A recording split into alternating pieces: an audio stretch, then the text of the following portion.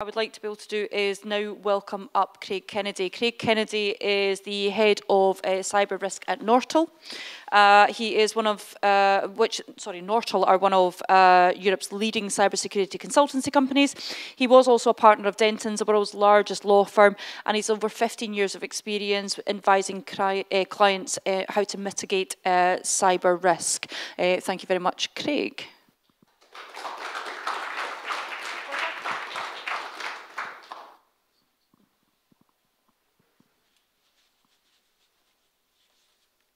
Afternoon, ladies and gentlemen, and thank you very much for the invitation to join you this afternoon. So this afternoon I intend to look at three main things. Firstly, how the web has evolved in recent years, how Web3 might change the commercial landscape going forward, and what we can do to give the next generation the skills they need to navigate the workplace of the future. Now, to set what I'm about to say in some context, I wanted to take a minute to chart the various stages of the digital revolution. Now, it's fair to say that we've come a long way in a short time, from the transistor being invented in 1947, the first games console appearing in 1972. In 1990, only 0.5% of the global population used the internet. Dial-up internet became widespread in 1992. I'm sure we all remember having to get Auntie Linda off the phone because Dad wanted to use the internet. Broadband appeared in 2000, and then over the course of the next decade, things that you'll feel like they've been here forever, Facebook, YouTube, and the iPad appear over the next decade or so. Now, virtually every business in the world has some form of online presence, but as technology evolves, the way business is conducted online is set to change quite significantly. Now, to understand where things are going, very often it's helpful to understand where they've been. So I'll begin by making a couple of statements of the obvious, which is the internet and the web are different. The internet's the physical infrastructure that keeps the world connected. The web is the content that's hosted on the internet. Now, as Kirsten said at the outset, I used to be a lawyer until the end of last year, and I feel I must apologise for the typo that appears on this slide. I can assure you nobody is more sad about that than me as a former lawyer, but it's a PDF and it couldn't be changed, and I felt the slide was helpful in its current form, that notwithstanding. So, to think about the evolution of the web, how it's moved on, it's almost unrecognisable from its early days. Now, the evolution is often partitioned into three main stages, Web 1, Web 2 and Web 3. Web 1, of course, was the first iteration of the web. Most participants were consumers of content, and the creators were typically the developers who built websites that contained information which was mainly served up in text or image format. Now, the Web 1, as it was known, or the web initially, lasted between 90 to 2005, and it mainly comprised sites serving static content instead of dynamic HTML. Data and content were served from a static file system rather than a database, and sites didn't really have much interactivity at all. Really, the best way to think of Web 1.0 was the read-only web. You could see the pizza menu online, but you couldn't interact with the website to order a pizza. Web 2.0, most of us, all of us will have experience of that. It's the web as it exists in its current form, much more interactive, much more social, and you don't have to be a developer to participate in the creation process. If you want to upload something and allow millions of people to see it, interact with it or comment on it, you can do that, and it's simple, and because of its simplicity, more people around the world are becoming creators. Now, the web obviously has lots of benefits, but the meteoric rise in cybercrime and cyber-enabled crime is all the evidence we need that whilst Web 2.0 is easy to navigate, it isn't without significant vulnerabilities. Now, Web 3.0 and Web 3 are related concepts. They refer to different aspects of the internet and technological evolution. The terminology is often confused, and the terms are sometimes used interchangeably. Web 3.0, also known as the semantic web, represents the next phase of the internet's evolution. It's the vision of Sir Tim Berners-Lee, the creator of the internet, and it involves a more intelligent and context-aware internet where data is interconnected and understood by machines, enabling more efficient information retrieval and interpretation. So really, this iteration of the web tries to make the website or the web more useful. Web3, by comparison, refers to the decentralized third generation of the web. It represents a shift from Web 2, which we all know about, to a much more decentralized blockchain distributed ledger. And Web 3 looks to empower users by giving them control over their data and digital identities. So Web 2, we'll all be familiar with, large hosts of data, single points of failure. Web 3, decentralized, much, much safer. Now, when we think about what that means for businesses going forward, how do we equip the next generation with the appropriate skills to navigate this brave new world? Well, to my mind, there's 5 concepts that will be central to the development of Web 3 going forward.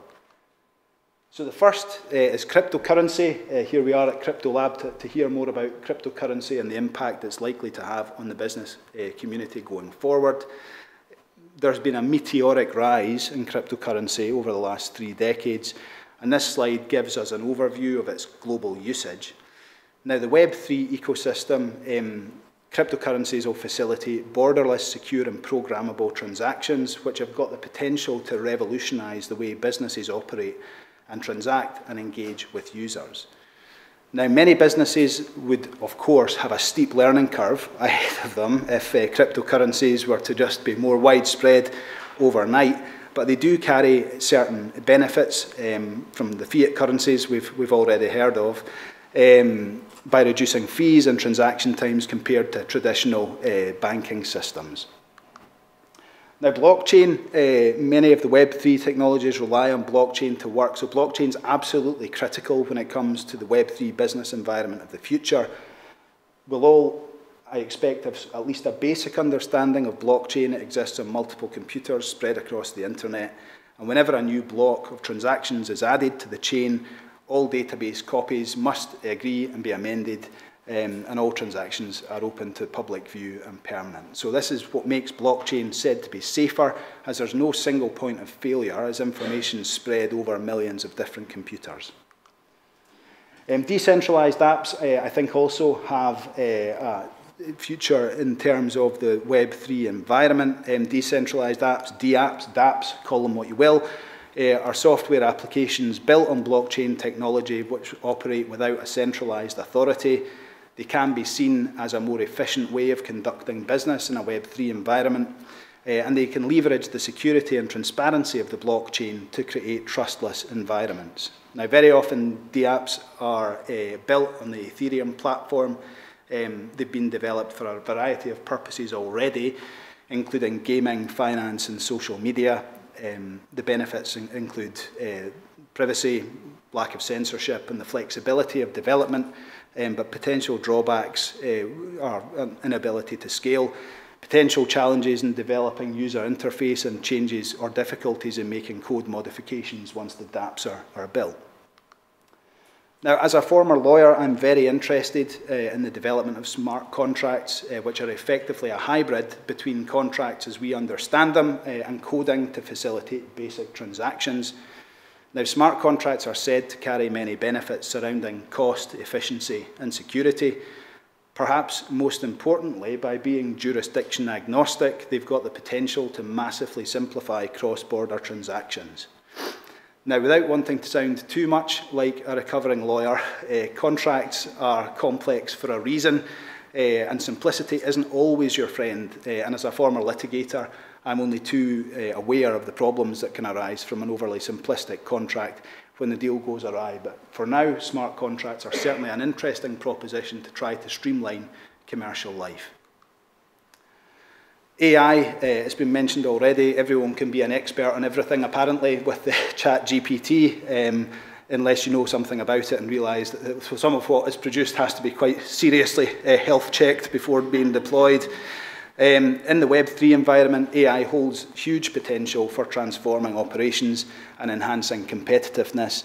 Even in today's working environment, which is still predominantly based in Web 2.0, AI has got three main widespread uses. Data analytics, where algorithms can process and analyse huge quantities of data, providing insights for decision making.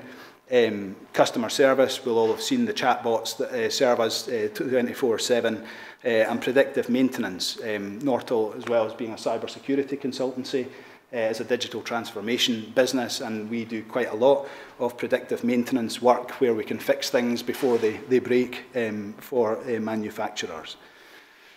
Now, each of these pillars already exist to some extent in the world of business.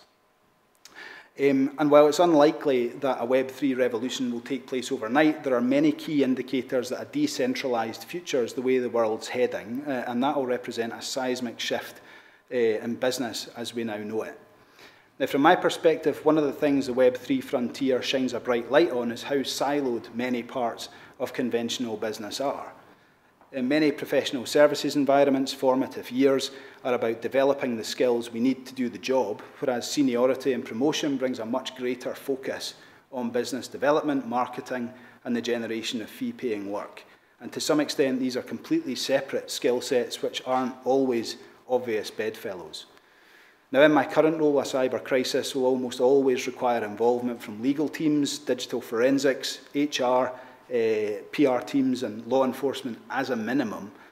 So for my part, I see the workplace of the future increasing the need for certain skill sets to overlap, at least to some extent.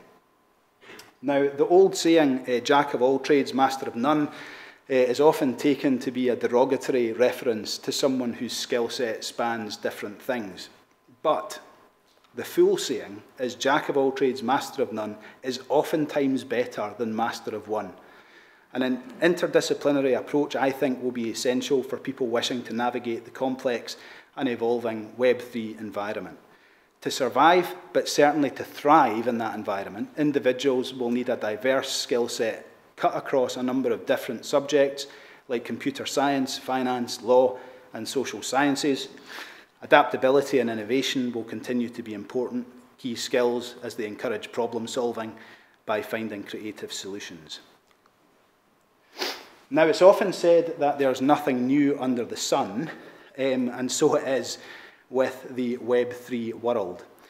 Now, going forward, digital literacy is likely to go beyond trying to turn a Word document into a PDF or wrestling with formulas in a spreadsheet. Those were the most taxing IT woes that I had in my former career, and it's much more likely that some familiarity with blockchain or data analysis or understanding of basic coding will permeate workplaces of the future. Traditional skills like adaptability, communication and collaboration skills will continue to remain vital in decentralised and remote working environments. After the pandemic, they will continue to exist as they have done since 2020. Now, going forward, cybersecurity is unlikely to be the afterthought that it was for our generation. And I'd expect a much more widely promoted skill to form in the form of cybersecurity than has ever existed before. For many, cyber resilience is a mandatory pain. It's an annual training ordeal that languishes somewhere towards the bottom of people's to-do lists. But going forward with an increased reliance on tech and Web3, I think that cyber resilience will start to be pushed out in the sort of formative years in people's careers. And problem solving will remain relevant to the Web3 environment as well. Modern problems require innovative solutions, many of which will have to be invented as global laws catch up with the advancement of technology in the area. In the last 5 years, there's been a meteoric rise in the amount of jurisprudence that exists round about cryptocurrencies, particularly from fraud investigation, asset tracing perspectives. Now, I still remember the career advice I got when I was at school, which involved learning a skill, didn't matter which one, just any one will do, and you'd be set for life. Fast forward 25 years, and that advice no longer seems quite so applicable given the pace at which change is afoot across virtually every sector and profession you can think of. To thrive, professionals must adapt and embrace change in real time. And lifelong learning fosters agility. It enables individuals to acquire new skills and knowledge as technologies evolve. And to survive in the workplace of the future, I fully expect that employees will need to have a much more diverse skill set than any professionals that have ever come before them. Now, I always wanted to be a corporate lawyer, or at least so I thought, until I had a seat in a corporate team as a trainee, hated it, and decided to become a litigator. But what can we do as professionals to equip the next generation with the skills they need to navigate the Web3 environment of the future? Well, to my mind, there are 4 things that we can do to prepare students for the Web3 business landscape of the future.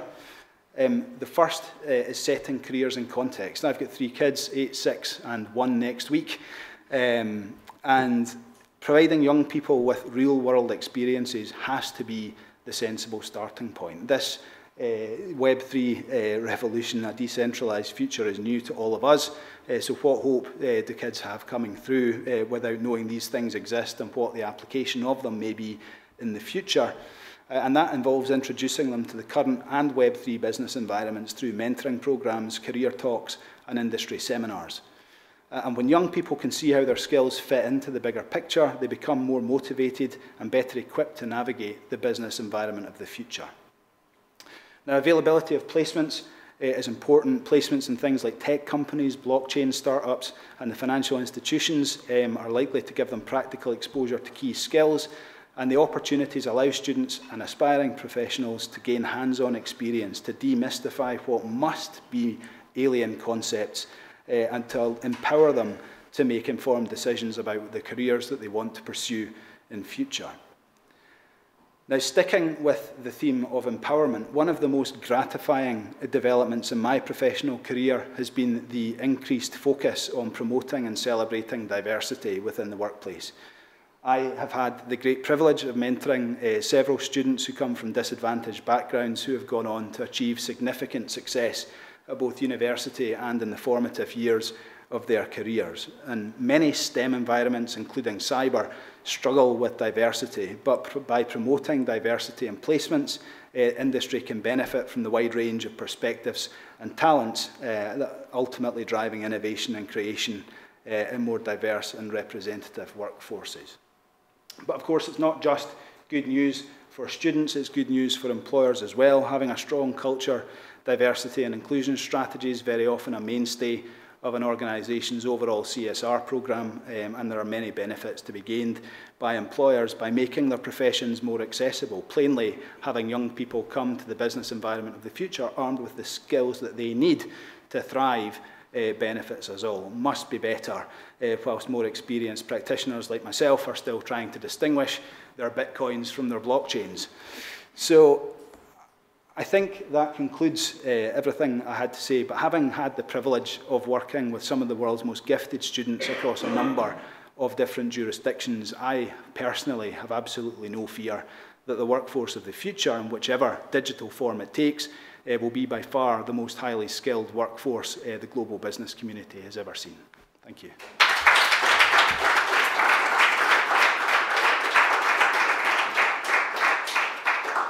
Craig, thank you so much. That obviously gives us such an amazing kind of opportunity to kind of think about the workforce kind of moving forward and how, what the opportunities are for young people kind of moving forward as well, which is absolutely insane. It's such as an employer ourselves, we have seen so many young people come through the door with incredible ideas and ways that we have not thought of working of ways, and it's absolutely brilliant.